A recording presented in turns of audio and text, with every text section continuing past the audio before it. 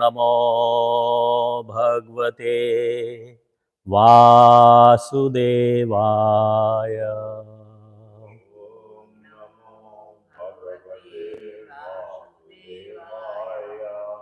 So first canto, chapter 3, verse 15.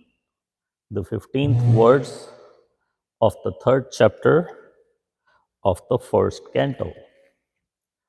Rupam sajagrahe matsyam chakshushodadhi samplave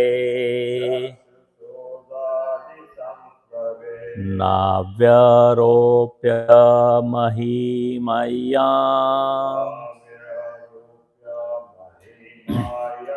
apadve vasvatam manum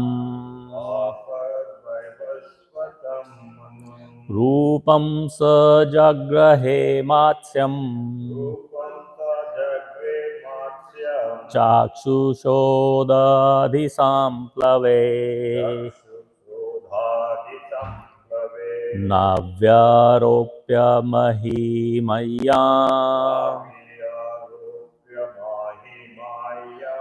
apadveva vasvatam manum.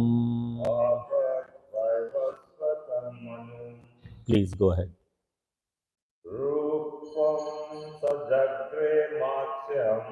Rupam sajagrahe matsyam chakshushodadhi samplave navyaropya mahimaya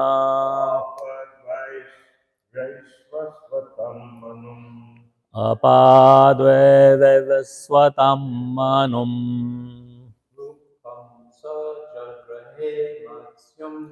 Rupam sajagrahe matsyam chakshushodadhi samplave navyaropya mahimaya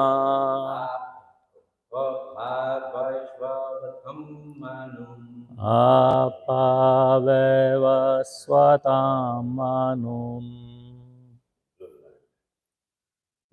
Where is the Zoom light? Oh. Everybody has to put their own. Oh, okay. Sorry, I didn't know. Both they will be starting at Zoom land. Anybody in the Zoom land, please continue.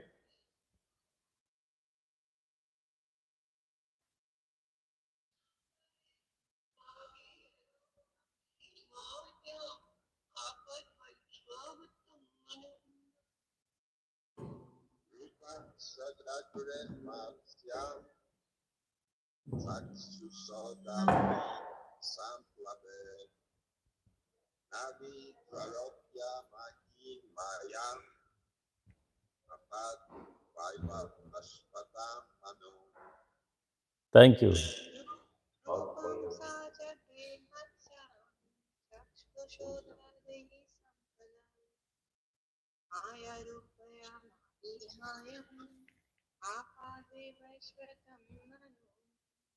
Thank you, Mother Usha. Anybody else? Okay, Rupam, form. Saha, he. Jagrahe, accepted. Matsyam, form of a fish. Chakshusha, chakshusha. Udadhi, water. Samplave, inundation. Navi, on the boat.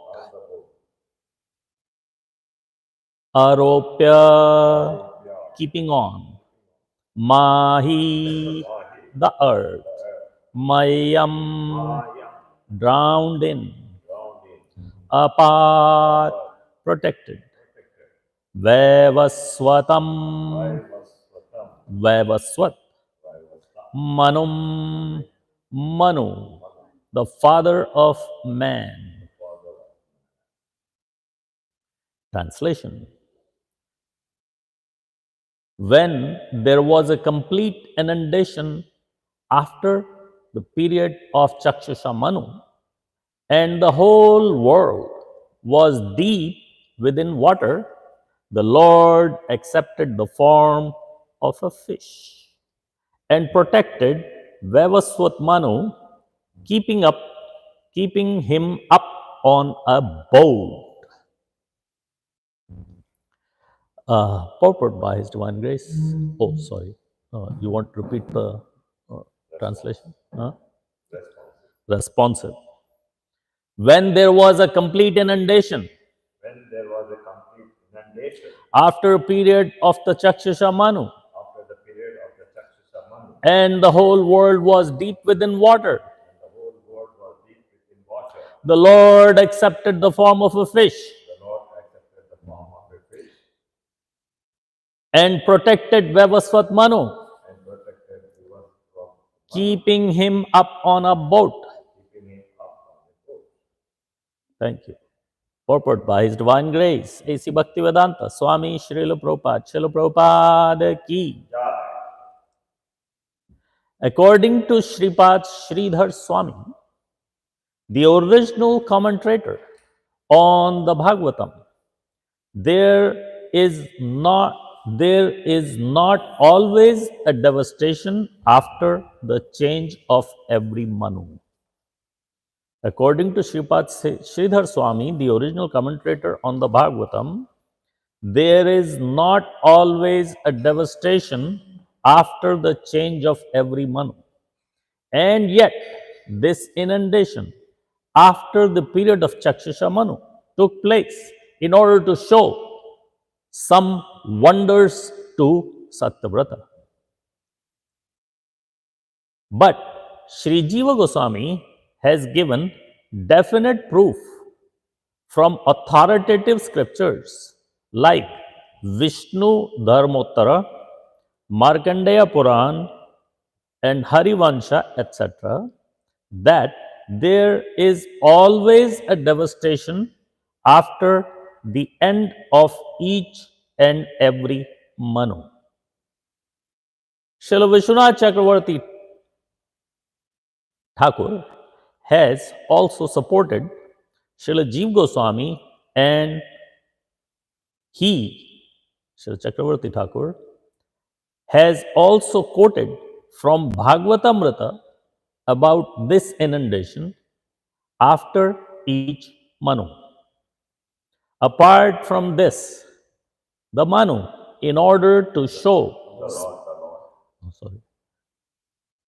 apart from this, the Lord, in order to show special favor to Satyavrata, a devotee of the Lord, in this particular period, incarnated himself.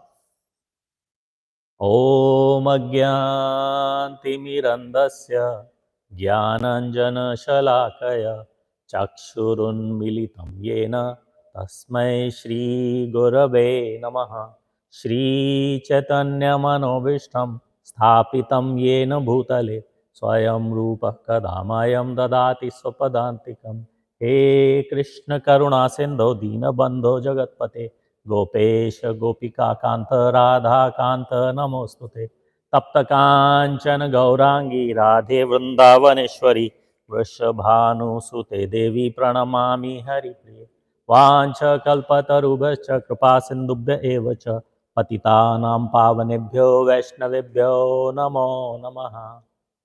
Hare Krishna Krishna Krishna Hare Hare, Hare Ram Ram Ram Hare Hare.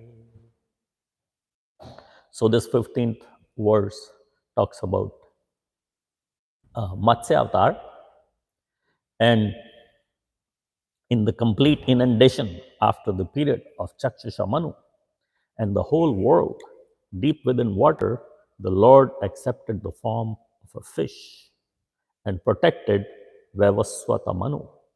So he protected Vavaswata Manu in the form of Satyavrat Muni.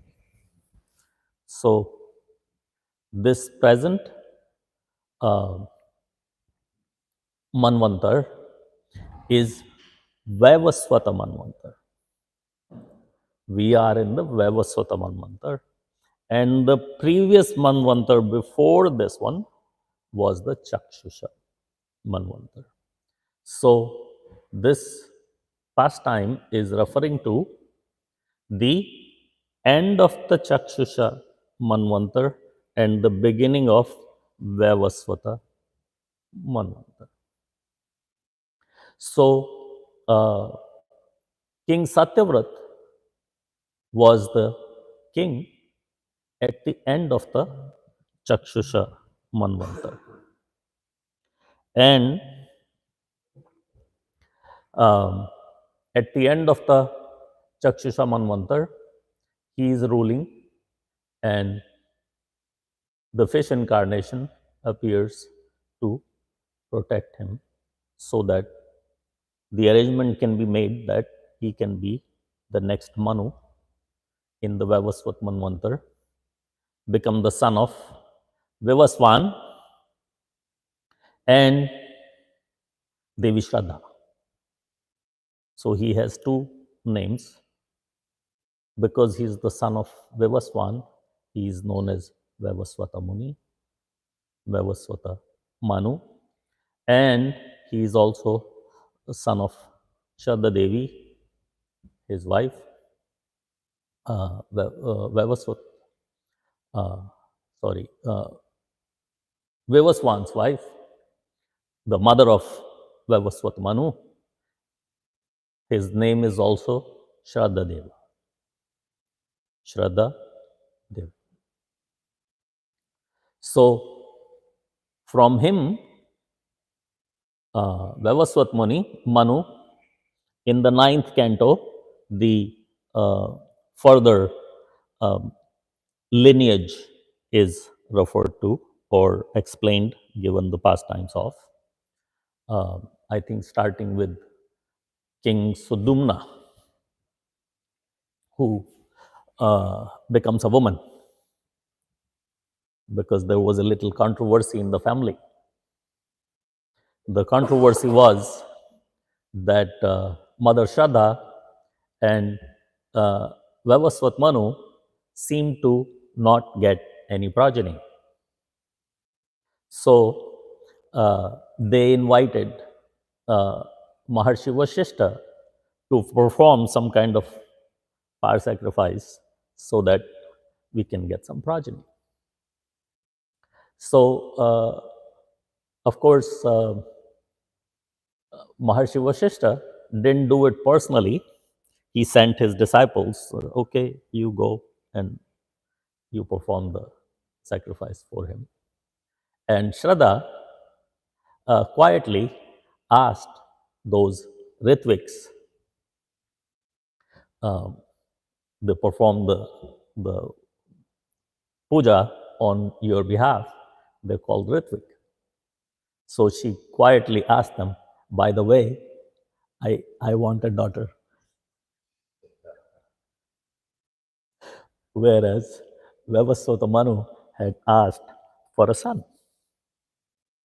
So at the time when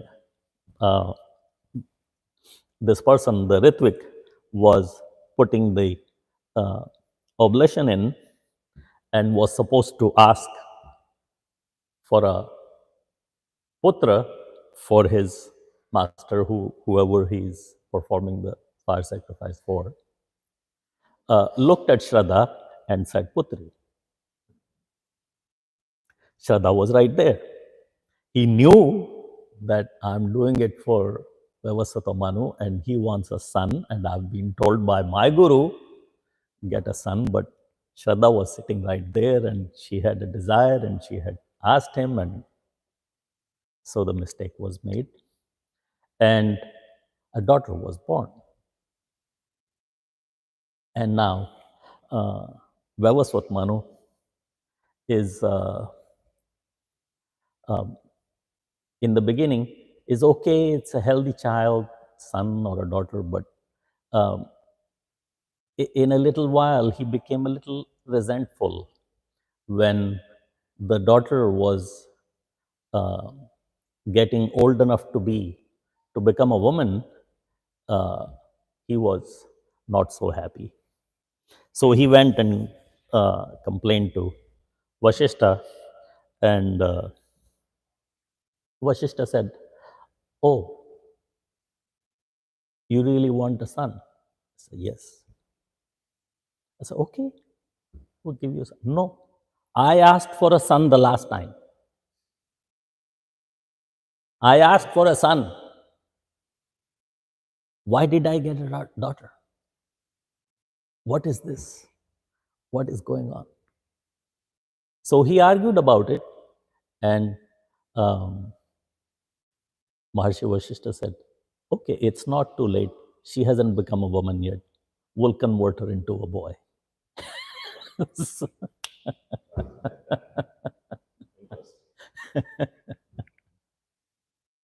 Sadhumna, uh, this daughter becomes a son, and he becomes a very powerful prince. But there is another twist. He goes to the forest and enters, by mistake, enters the area where he was not supposed to go.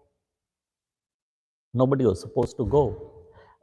It's a protected part of the forest for Lord Shiva and Parvati to have intimate pastimes. Nobody is supposed to come here.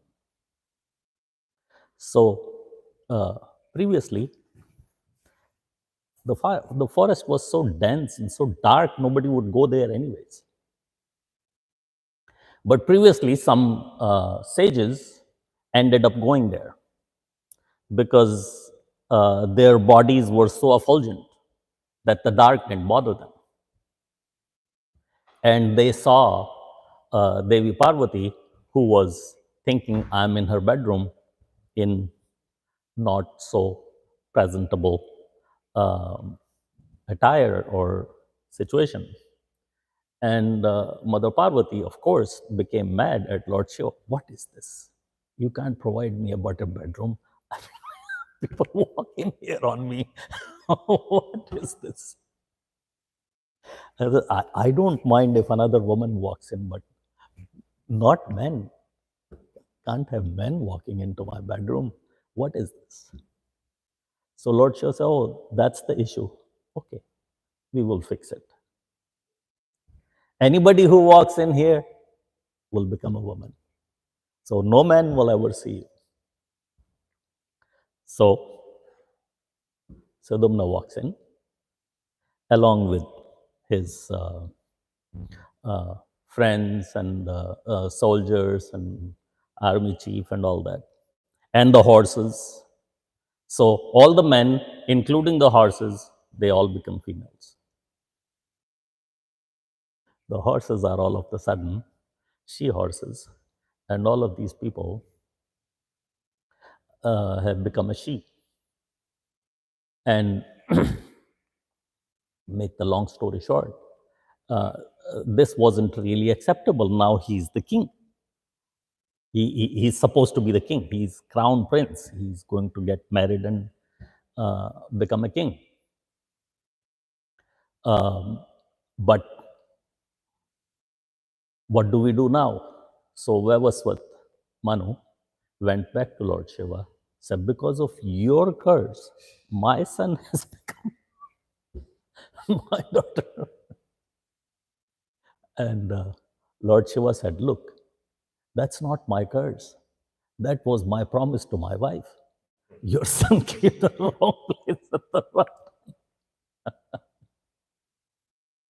So,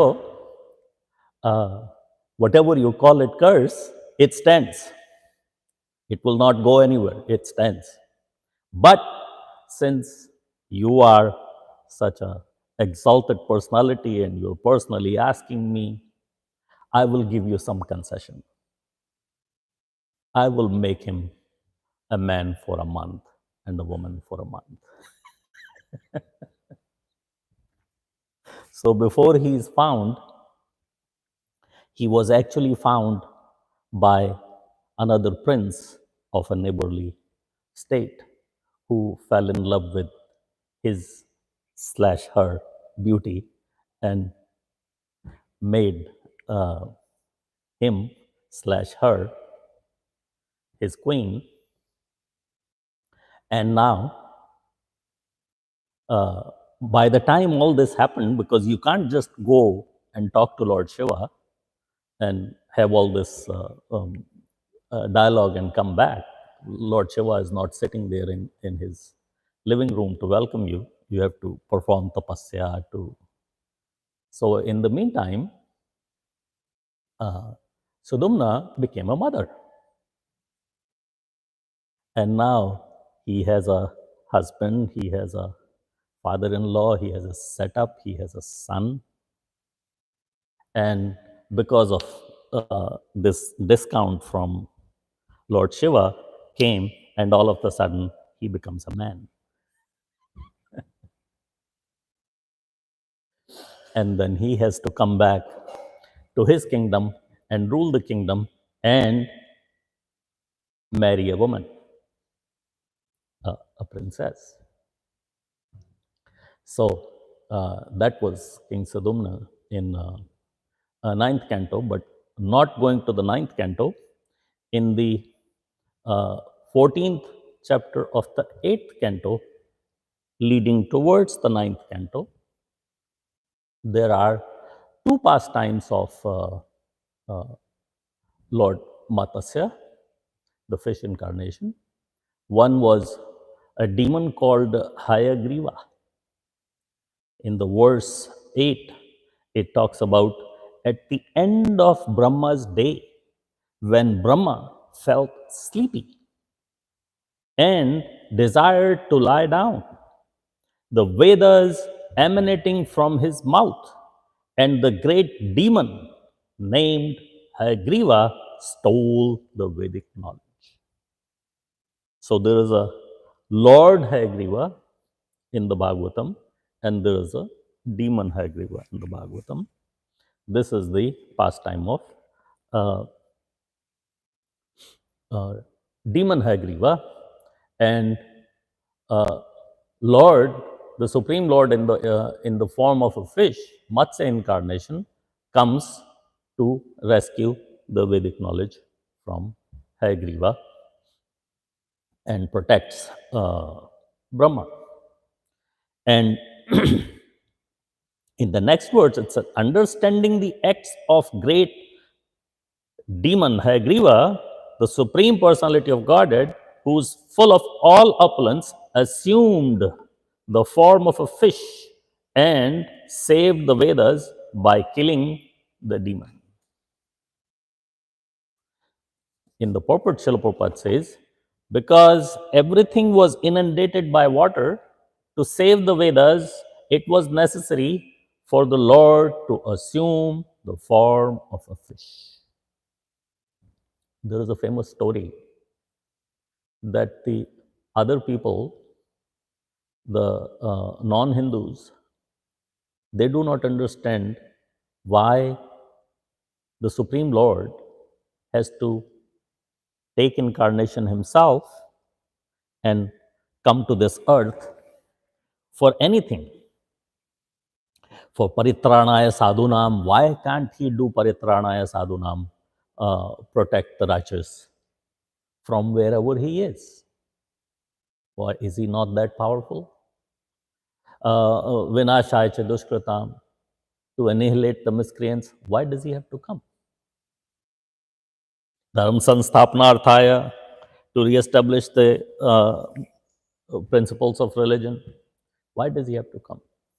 So there was a story about Akbar and Birbal. Akbar was a Muslim king, and Birbal was his very smart minister who was from a Hindu background. So once Akbar asked Birbal, Why does your Lord have to take incarnations? Trying to pick on the Hindu philosophy. Why does he have to take incarnation? So Birbal could have just said, but uh, the nature of this Birbal is such that he shows by example. So he kept quiet at that time and said, well, I will let you know sometime. I'll give you an answer. So in a few days, they found themselves in a boat, again, like this, in a boat, and there was a little baby, prince of the king. And the minister is taking very good care of this king, this prince, little baby. And when the king looks the other way, he replaces the baby with an artificial one and drops him in the river. The artificial baby hides the real baby. The artificial baby, packed up in whatever blankets, dropped. And there are so many people in the boat. But soon as the king sees the baby is being dropped, he jumps in the water and he brings back the baby. And now, scolding the minister, what are you doing? Why did you throw this thing and made me think that you threw my baby? So, while I was trying to show you the message, why Krishna himself comes to protect his devotees, because when I threw your son in the water, there are so many people here. You could have said, go save him. But you didn't tell anyone. Go and protect my little baby, my child. You jumped in yourself, not wasting any time. Why? Because you love this baby. You love your son. So, similarly, because Krishna loves us so much, he comes himself to protect us. That was a good story with the because we're discussing all the Leela avatars for performing some kind of a special task. All these Leela avatars are coming. In this verse, Matsya is coming to do what? He wants to save Satyavrata, and how he appears and stuff is, and the conversation between them is very interesting. I would like to go through. In the 10th verse, it says, during the Chakshusha Manvantar, there was a great king named Satyavrata, who was the great devotee of the Supreme Personality of Godhead. Satyavat performed austerities by subsisting on water, just showing his greatness. In the purport, Srila Prabhupada is saying, the Lord assumed one fish incarnation to save the Vedas. From Hayagriva, he took fish incarnation, a goldfish. There was my first exposure to an American family in Delhi, the devotees, mother, father, and a little girl. And she had her little fish tank. And she had a little goldfish in there that she had named Matsya. This is my Matsya, my golden fish avatar. And she gave the fish a little bit of food and so on, was really looking after her. So Matsya is golden. Form is golden. The Lord assumed one fish incarnation to save the Vedas in the beginning of Swayambhuva Manu Manvantar. And at the end of the Chakshusha Manvantar, the Lord again assumed the form of a fish just to favor the great king named Satyavrata. As there were two incarnations of Varaha, there were two incarnations of the fish. The Lord appeared as one fish incarnation to save the Vedas by killing Hayagriva, and he assumed the other fish incarnation to show favor to King Satyavrata. How humbly the Supreme Lord is approaching King Satyavrata in the form of a little fish. A little fish. In the form of a little fish, the Supreme Lord is approaching Satyavrata and begging and pleading him, please protect me. He is the Supreme Protector. But although he is the Supreme Protector, he is approaching Satyavrata, who he is going to protect now, and everything else. He is approaching Satyavrata as a little fish. In this millennium, King Satyavrata became the son of Vivaswan, the king of sun planet, and was known as Shraddha. By the mercy of Supreme Personality of Godhead, he was given the post of Manu. Satyavrata became Shraddha or Vavaswat Manu, both names, same personality. So here is the story of the little fish. Starting from the 12th verse. One day, King Satyavrata was performing austerities by offering water on the bank of river Kritamala.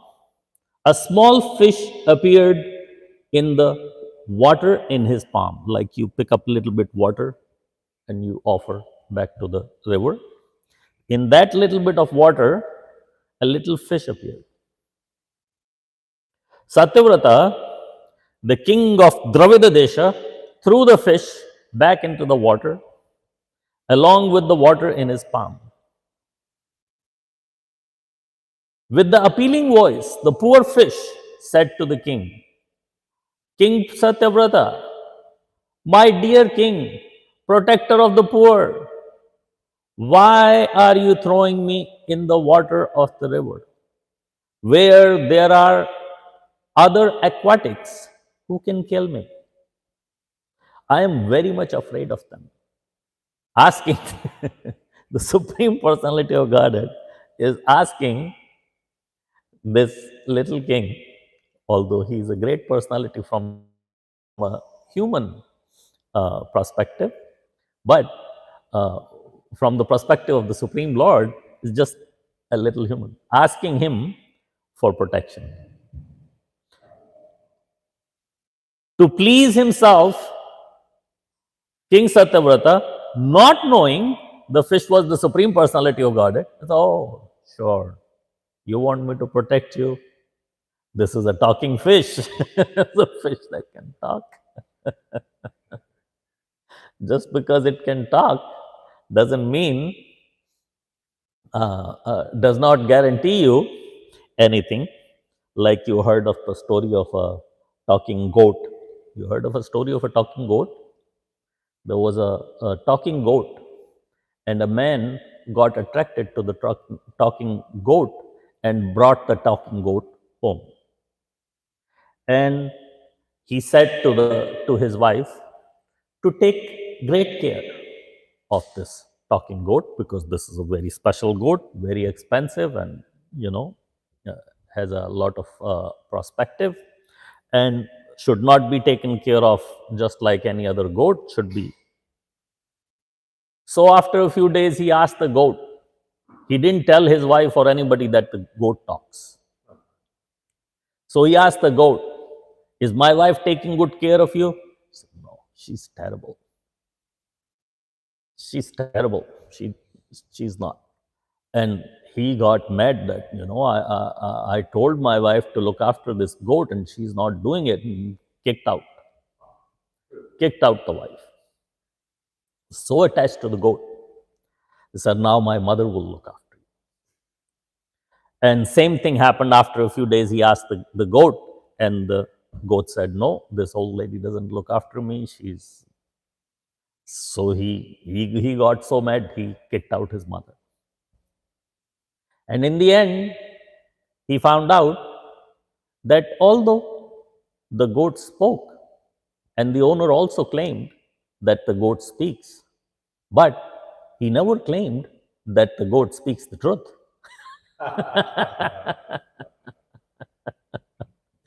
So speaking and speaking the truth are two different things. Just because the goat speaks doesn't mean it speaks the truth. But here, the fish speaks, but the fish, who the fish is, Satyavrata doesn't know. Not knowing that the fish was the Supreme Personality of Godhead, he decided with great pleasure to give the fish protection. He is trying to protect the protector. The fish is the Supreme Personality of God, is the Supreme Protector, and King Satyavrata, the Supreme Personality of God, tricked Satyavrata into trying to protect the Supreme Personality of God in the form of a little fish. The merciful king, being moved by the pitiable words of the fish, placed the fish in a water jug and brought him to his own residence. But in one night, the fish grew so much that it grew out of the water pot. Then he spoke to the king as follows: "My dear king, I do not like living in this water pot with such a great difficulty. Therefore, please find me a better reservoir of water where I can live comfortably." The little fish doesn't want to live in a jug because it's outgrown the jug. Now they get a big pot of water. Taking the fish out of the water pot, the king put him in the large well, from the reservoir to a large well.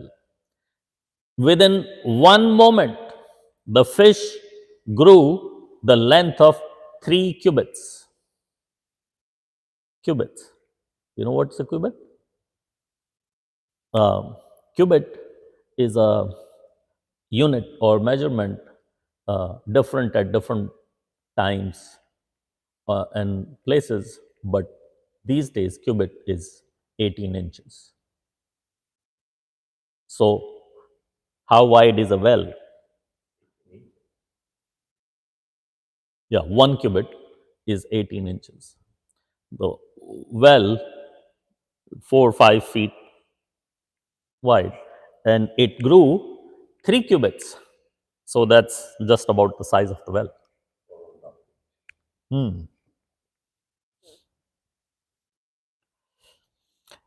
The fish said, "My dear king, the reservoir of water is not fit for me.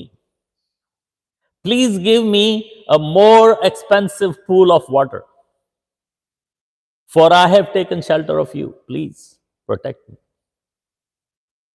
So he took the fish from the well to a lake, and the fish assumed the gigantic form exceeding the extent of the lake. Now the fish is bigger than the lake. Now Satyavrata is thinking. The fish then said, "I am a large aquatic.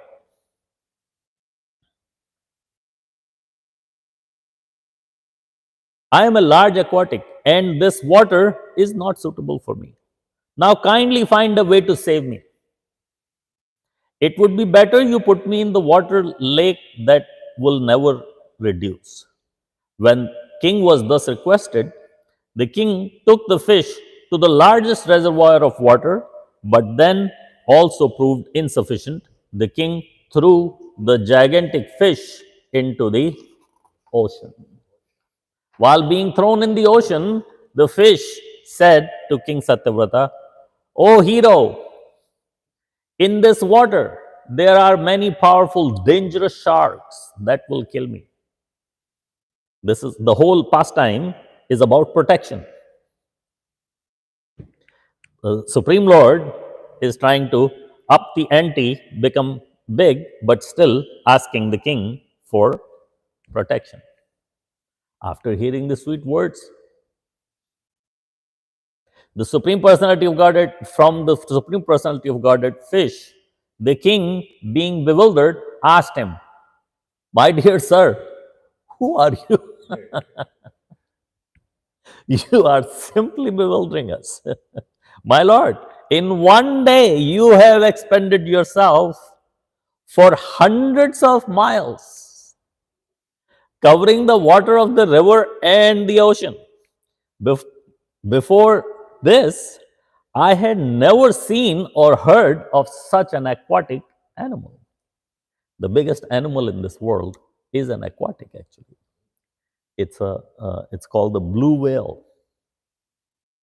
The blue whale has a little tail, and that tail is the size of an elephant. Just the tail of a blue whale is the size of an elephant. One elephant is the size of a tail, back fin of the blue whale. It's so large. But of course, even the blue whale is no match for Matsya. My lord, you are certainly inexhaustible Supreme Personality of Godhead. Now Satyavrat finds out who he is dealing with. Lord Narayan, Shri Hari, it is to show your mercy to the living entities that you have now assumed the form of an aquatic. And then he offers obeisances, he sings the glories. And the Supreme Lord replies, "O king, who can subdue your enemy? On the seventh day from today, the three worlds, Bhuva, Bhuva, and Swa, will be merged into water of inundation. When all the three worlds merge into water, a large boat sent by me will appear before you. Thereafter, O king, you shall collect all types of herbs and seeds and load them on to that great boat. Then, accompanied with 7 rishis and surrounded by all kinds of living entities, you shall get aboard that boat, and without moroseness, you shall easily travel with your companions on the ocean of inundation. The only illumination being the effulgence of the great rishis." These are the great rishis who are so effulgent. I told you about them in the previous pastime. They entered the forest, which was dark, and nobody wants to go there, but because they are effulgent themselves, wherever they go, even in the dark, they can see everything because of the effulgence coming out of their body. So they went anyways. And that caused Lord Shiva to draw a line. And that line was crossed by Prince Sidumna, and he became a woman. That's the story in the ninth canto, the pastime. When all three worlds merge into water, a large boat sent by me will appear. Oh, yeah. Then the boat, tossed about by powerful winds, attached to the vessel to my horn, by the means of great serpent Vasuki. So the boat will appear, the Vasuki will appear, and I will appear. You sit in the boat, take Vasuki, tie up Vasuki to my horn. This fish incarnation has a horn, pulling the boat with all of you rishis in it. O king, I shall travel in the water of devastation until the night of Brahma slumber is over. Yeah, I wanted to say, huh? Vasuki. Vasuki Nag is the serpent. It's the great serpent. It is the same serpent that was used for the uh, churning of the ocean of milk. Churning of the ocean of milk, the Mandara mountain was used, and for a rope, it was Vasuki. So it's the same Vasuki is going to appear at this time and become the rope to tie the boat to Matsya, because there is Matsya and there is the boat. Somehow we need to tie the two so that Matsya can take the boat. So to tie the two, use the Vasuki Nag, the serpent Vasuki. In the beginning of the purport, Srila Prabhupada says, according to Sripad Sirdhar Swami, the original commentator on the Bhagavatam, Sridhar Swami is hundreds of years senior to Lord Sri Chaitanya Mahaprabhu. And Lord Sri Chaitanya Mahaprabhu accepted the commentary of Sridhar Swami. So, Srila Prabhupada is calling him the original commentator. That means Srila Prabhupada accepts that nobody in our parampara wrote a commentary on Srimad Bhagavatam before Sridhar Swami. And Sridhar Swami was accepted so bona fide by Lord Chaitanya Mahaprabhu that if anybody found fault with Sridhar Swami's commentary,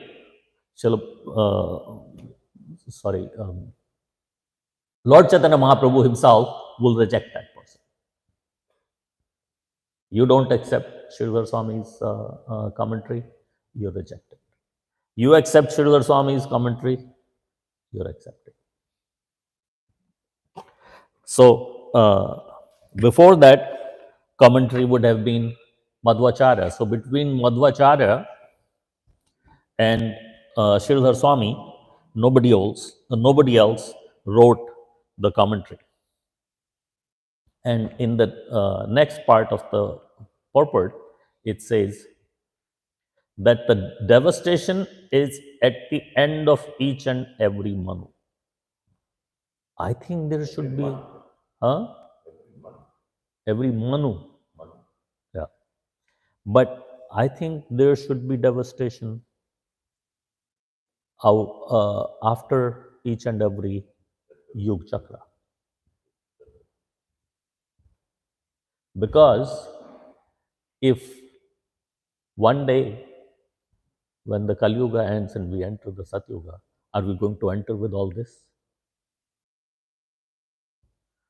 All the skyscraper buildings in downtown are going to go into Sat Yuga?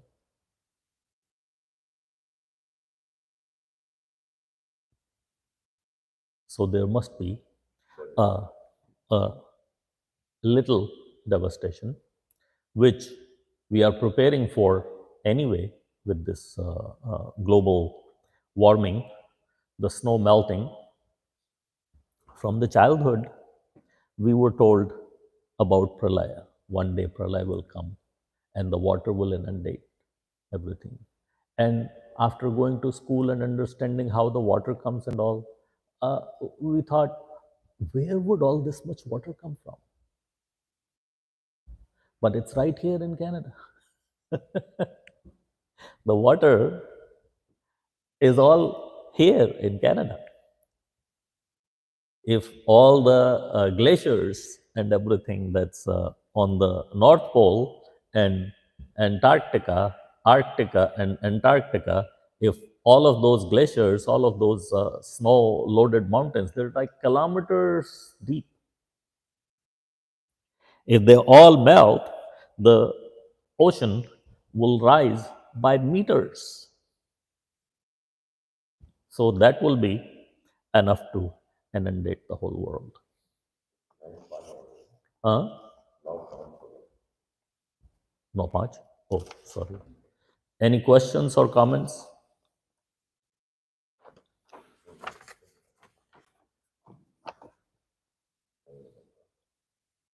Any questions or comments?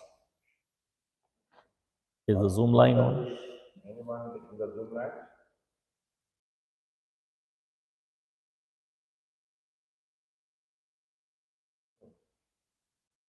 Can you hear me in the Zoom line?